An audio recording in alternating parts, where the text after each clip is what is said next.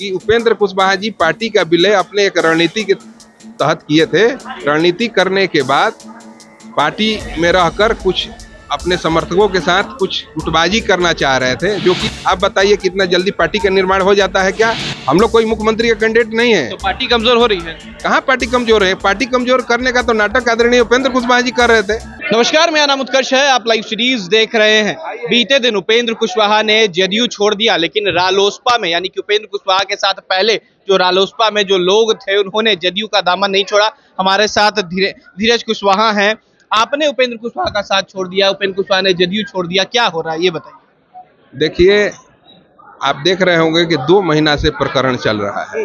कभी उपेंद्र कुशवाहा जी बोलते हैं कि जदयू को नंबर 1 की पार्टी बनानी है, उसके बाद कुछ दिन बाद बोलने लगे कि जदयू कमजोर हो रही है, उसके बाद बोलने लगे कि हम साधु संत थोड़े ही हैं, हमको उप मुख्यमंत्री बना दिया जाए, उसके बाद फिर बोलने लगे कि हमको हक हिस्सा चाहिए, उसके बाद फिर बोले कि एक खुला अधिवेशन करेंगे।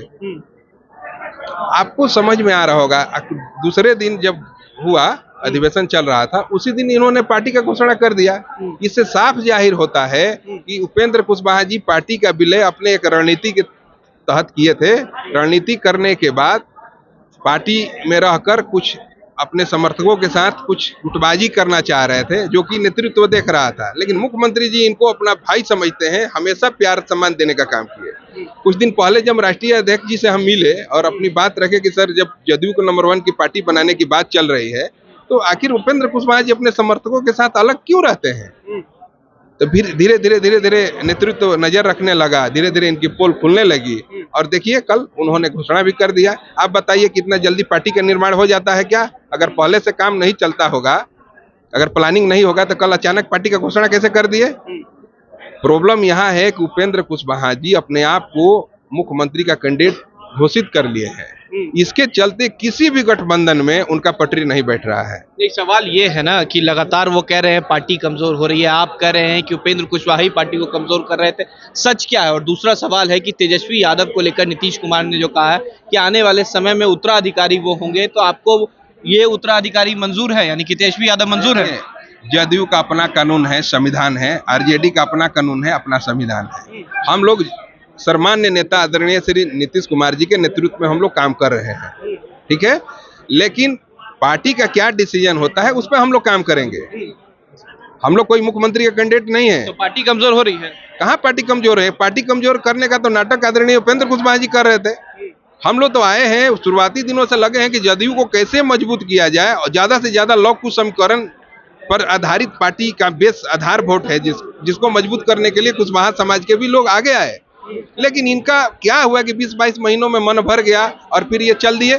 इनको स्पष्ट करना चाहिए कि क्या बातें हुई थी कि जो कि पूरी नहीं की गई, जिसके चलते इतना जल्दी मोहभंग हो गया। एक आखिरी सवाल है धीरज जी, लगातार उपेंद्र कुशवाहा आज भी प्रेस कॉन्फ्रेंस किए और साफ कह रहे हैं कि नीतीश कुमार के साथ अब जिंदगी में कभी नहीं जाएंगे। जदयू में रखा क्या है, शून्य हो गया, खाली हो गया घर, लेकिन जब भी नीतीश कुमार को खून की भी जरूरत पड़ेगी तो उपेंद्र कुशवाहा सबसे पहले हाजिर है। देखिए, पहले से आपको पता होगा कि उपेंद्र कुशवाहा जी कभी कहते हैं कि नीतीश कुमार जी और मेरा डीएनए एक है, कभी कहते हैं कि भाई साहब के पास कुछ अब बचा ही नहीं, कभी कहते हैं कि हक चाहिए। ये सब बात अब इसका कोई मतलब नहीं है। उपेंद्र कुशवाहा जी केवल अपने व्यक्तिगत लाभ स्वार्थ के लिए काम करते हैं।